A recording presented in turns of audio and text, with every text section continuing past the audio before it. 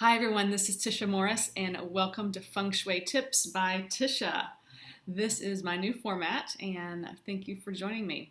So I'm going to be providing you with Feng Shui tips and I have a whole list of videos I'm going to do. But if any point you have a question for me or a special request on something you have a question about in your home, feel free to email me or put in the comments and I will be happy to see what I can do about doing a video for it. So today, or this week's video, I want to talk about what to do with your least favorite room of the house. So I really love working with people's least favorite rooms because it is the room with the most, it's ripe for transformation, and whatever this room represents within yourself means that that aspect of yourself or your life will be transformed as you make these changes. So it's so much more juicier, meatier to work with your least favorite area as opposed to an area you like okay. Um, so so first of all, and be thinking about what is your least favorite room. For some of you, it may come immediate. Maybe to the point to where you can keep the door closed. A lot of times it's guest bedrooms, garages, a closet. If it's not a whole room, then maybe a drawer or a shelf. Could be that catch-all drawer in the kitchen. And so you may think, well, I love my whole house except for that one room. What's the big deal? Can I just have one room that I don't like? And that's like saying, why do I need my left elbow? Okay, so every room or aspect of the house is an extension or expression of ourself, and so we want all of our pieces and parts and energy whole and functioning, and that we really love and enjoy. So think about what your least favorite room is. And so what I have found is usually our least favorite room doesn't have an identity. It lacks an identity. And because of this, it ends up being a catch-all for clutter. So usually our least favorite room is equivalent to the most cluttered area of the house. So let's take a guest bedroom, for example. Maybe it's a guest bedroom and you don't really have guests that often, maybe once or twice a year. And so instead it becomes a catch-all room for furniture or objects that you don't really care for, but you're not really wanting to get rid of. Or it could be, where you store or put unwanted gifts or items, or gifts that are going to be wrapped soon, or that can end up being such a catch-all. Maybe the old Stairmaster that you don't use anymore. It could these least favorite rooms become just a hodgepodge, and it's really because they don't have a real specific identity. Even if it's the garage, it may have become something different than the garage, which is supposed to be where you park your car, and maybe it's become something completely different. Maybe you tried to make it a game room, maybe it then became the kids' room, but then they didn't use it, and so it just become a clutter dumping ground.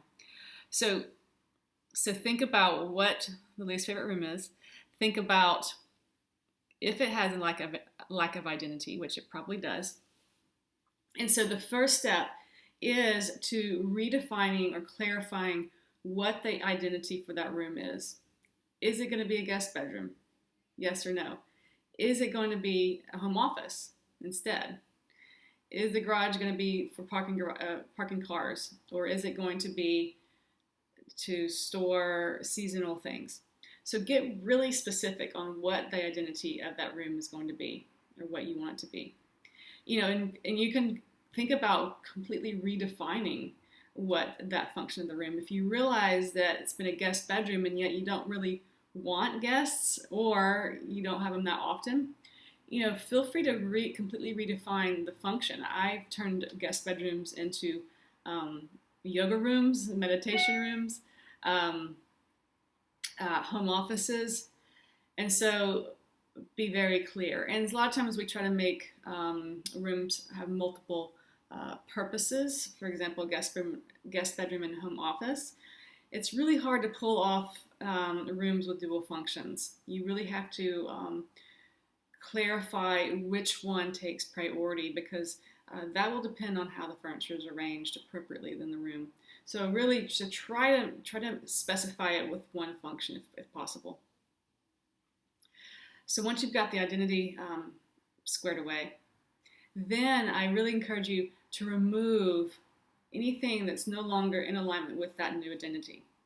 So if you're turning the guest bedroom into a home office, removing the bed, obviously the nightstands or whatever is no longer in alignment with that home office. Okay. If it's the garage and you're wanting to use it for parking cars as its identity, then begin to remove what needs to be removed so that you can park the cars. And so this very well may end up being a lot of purging of clutter, a lot of clutter clearing. And with clutter clearing comes also furniture. Furniture is very much clutter, or can be clutter, if it's no longer serving a useful function and just taking up useful space. Okay. So removing what's no longer in alignment with that new identity, and that's really the hardest part, absolutely. So once you're past that stage, then rearranging what's left. Okay, so moving things around as with what you have left over after removing so much stuff. In some cases, you might clear out the entire room and completely start over. That can be really fun, and if you do that, I'd go ahead and give it a coat of paint too. Painting a room can really give it a nice makeover. So removing and then rearranging whatever it might be left, and then you can start to add what you need to really make that identity of the room come to life. So if it's a desk, artwork, whatever the case is. What I usually find in these least favorite areas is it has become a place where you put things that you really don't want, honestly, and there's a reason why you're having a hard time getting rid of them out of guilt, or there could be a myriad of reasons of why that is. So be conscious of that, because that's usually why we don't like the rooms that we're not liking. And also be very intentional about the color of the room. Sometimes that can be a reason we don't like a particular room or area, is the color of the wall, so it might need a good painting.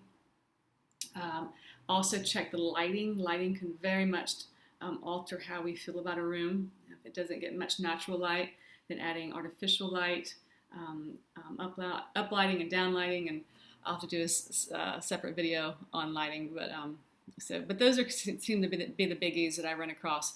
The clutter dumping ground, the color is not appealing to your energy, and the lighting is off. So those are usually big factors of why we don't like particular rooms or spaces. All right. I hope this helps, and let me know in the comments if you have identified your least favorite room and what you've done to transform it. And so yeah, as you transform these least favorite areas, you're going to see aspects in your life that have been your least favorite too transform. So thank you so much for joining me, and I will see you soon.